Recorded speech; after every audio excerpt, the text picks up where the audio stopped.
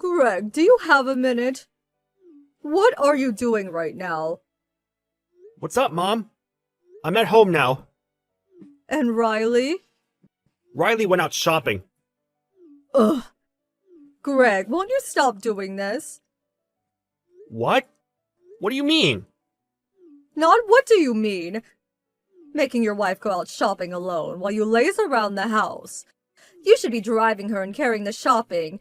And how about helping out a little around the house? You're so inconsiderate. Sorry, but Riley said she was going out shopping with her friend today. I didn't think she'd want me to tag along. Don't make excuses. You're so quick to try and worm your way out with butts. Is this how you were raised? Sorry.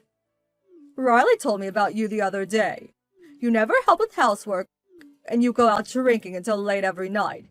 If you can't bring in enough money to make ends meet every month, the least you could do is help out around the house.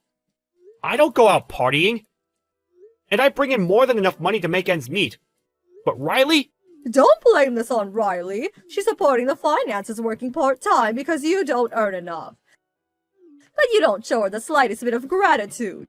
You're uncooperative at home and you spend your days off lazing around. And to top it all off, you have the nerve to blame my daughter because there's no money. Have you no shame? Sorry. Good grief, you're so quick to blame others or try slacking off. I want to see your parents' faces. Oh, your parents aren't around anymore, are they? Is that why they couldn't raise you properly? My parents have nothing to do with this. Anyway, if Riley's out shopping, then there's only one thing for it. Come over to my house immediately. What? I want you to weed the garden and clean out the cupboards if there's time. I want you to clean the gutters, too. Didn't I just come on my day off last week? This week, too. Do you think that just because Riley's not here you can spend your entire day slacking off? I won't allow it. Today's the first day in ages I've got all to myself. Give me a break. Quit your whining and get over here now. I'm gonna beat that rotten character of yours back into shape. I'll show you what it means to respect your in-laws.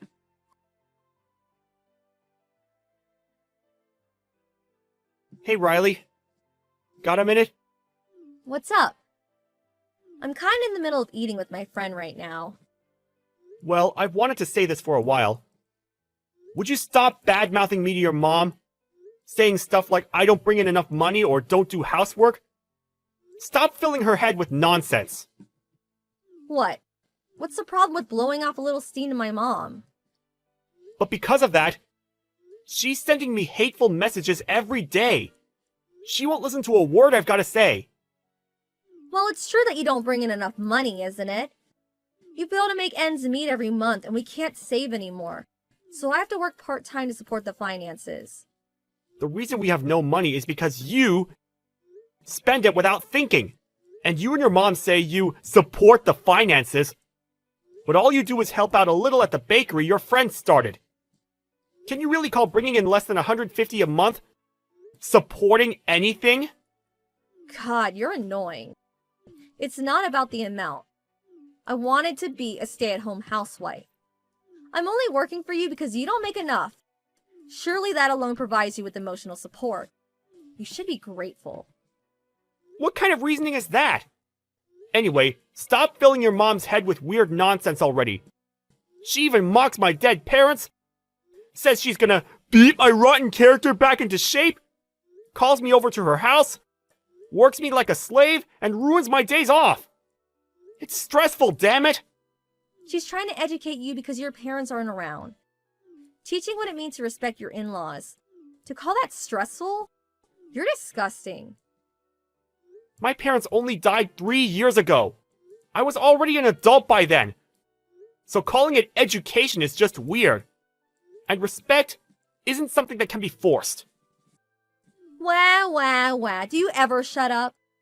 I was enjoying a drink with my friend and you ruined it. You're the worst. You make me sick. You're the one who's sickening. Going off complaining to your mom about me? Degrading me with your hateful comments despite me working my ass off? Forced labor on the days off I hardly ever get?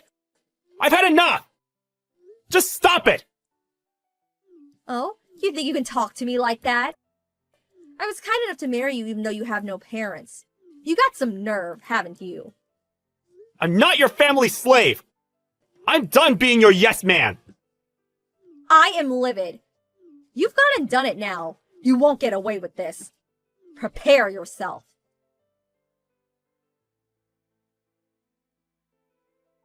Good morning, Greg, you little Ingrid. You have no intention of reflecting on your behavior, do you? Good morning, you little ingrate. What a lovely greeting. Riley told me everything. How much does she have to get hurt before you'll be satisfied? Telling her she should be earning more, that she's disgusting, despite the fact she's working so hard. I said nothing of the sort. Are you both completely nuts? Be quiet, you demon! You won't get away with it this time. If you dare take such an arrogant attitude with me, Riley will go through with what was left on the table. You mean the divorce papers in the living room? I saw her signature was written neatly on them. Consider this a warning. Riley will be relaxing, recuperating here at home. Unless you reflect on your behavior and fix your attitude. She can stay here forever as far as I'm concerned. Are you serious? Of course I'm serious. So if you don't want to be divorced, show some remorse for what you've done. Come here, get down on your knees and apologize. Promise to start making more money and helping around the house. We're being extremely generous by offering you this chance. You won't be getting another one. But what if Riley's not satisfied even after that? If I can't live up to her standards, will she really divorce me? Of course. If you can't make enough to support her, get a divorce. Okay, I'll divorce her then. What? Her signature's already on the papers, so I'll go and hand them in now. Wait a minute! Why would you do that? Think about it. Let's say I did change jobs and make more money. Let's say I started doing all of the housework. Riley would still find something to complain about, because her dissatisfaction knows no bounds. We'd probably still end up divorcing anyway. In that case, isn't it better just to get it over with now? It appears we'll have your blessing after all. You have no complaints, right? Of course I do. I won't allow you to divorce. The divorce papers were only meant to make you reflect on your behavior. You weren't supposed to actually file them. By reflect, what do you mean I should reflect on? I haven't done anything wrong. Like hell you haven't. Riley told me I know everything. On top of not making enough money, you hardly bring any of it home. You leave all the housework to Riley while lazing around on the sofa. You show her no gratitude for working part-time and supporting the finances. And there are plenty more things for you to reflect on besides that. It's all your fault for not being able to provide for your wife. Since we've come this far, I may as well just tell you. Riley is the reason we never have enough money. Huh? I bring home $2,000 a month. That covers the rent and utilities. We pay our contracts separately. My salary covers almost everything. It's more or less a normal figure for a couple living together. What, you make that much? That's quite a lot. So why do you never have enough money? Because Riley wastes it like you wouldn't believe. Huh? Clothes, shoes, bags, whatever she can get her hands on. Nearly every day. She goes out with her friends and spends whatever she likes on lunches and dinners. She's eating up our livelihood. What? Riley's doing that? And what's more, that bakery she works at part-time, she uses the family finances to give them loans. Almost half of our money goes on that. Loans? That much? Why would she do that? The bakery her friend started because of her hobby is so poorly run that it's always in the red. So she gives them money to supplement their failing finances, because she wants to win her friend's approval. No matter how much I tell her to stop or try hiding the money, she just flips out and says, "Are you saying I should abandon my struggling friend?" Then destroys my stuff or hits me until I hand it over. So I end up reluctantly giving it to her. Oh my god. There's no way my Riley would lay hands on anyone. She's a kind girl. Besides, I've never seen you with any cuts or bruises. She only hits me where my clothes will cover up the marks. My stomach and back are black and blue. She's actually quite good at it. Just how exactly did you raise her? I want to see her parents' faces. You're lying. Riley would never. Since we can't make ends meet due to all of her spending, as well as my daytime job, I've started working through the night at a convenience store to bring money in. Even though I'm exhausted and sleep deprived every day, you call me over so you can boss me around on my days off.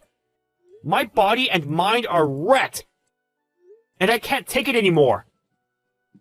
No matter how much you tell me to earn more or work more, I can't.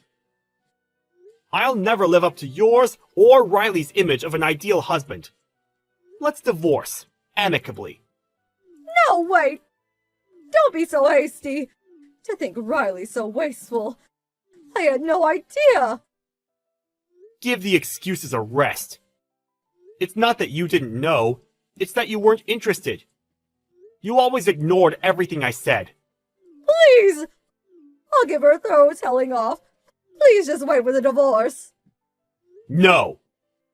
I'm sick of you both manipulating me. As for the physical abuse, I've already got a medical certificate from the doctor. And I've been taking detailed photos of everything she broke. I can apply for the divorce on those grounds instead if you want. Oh my god! She'll also be paying me damages and covering my medical bills, which means my lawyer will be getting involved. I left my lawyer's business card at your house. See to it that any further communications go through him. What? A lawyer? I can't contact you without going through someone else. This is ridiculous. Family matters should be discussed as a family. Surely you agree. No, I don't agree. You people and I aren't family. You're strangers to me now. I don't ever want to see your faces again. I'll be blocking both yours and Riley's messages. So if you'll excuse me, have a nice life. Riley and her mom rushed over to my place in a panicked attempt to try and stop the divorce. But I'd already taken the divorce papers and a bare minimum of essential stuff and left the house to stay at a hotel. And so I blocked Riley and her mom, leaving everything to my lawyer, who I'd been in talks with for some time. The medical certificate and photo evidence became the deciding factor. Riley was forced to pay me damages and cover my medical bills. And the divorce went without a hitch. Due to the divorce, Riley was of course no longer able to give loans to her friend's bakery, which, already being in the red, went bankrupt. Her friend was resentful and apparently started ignoring her.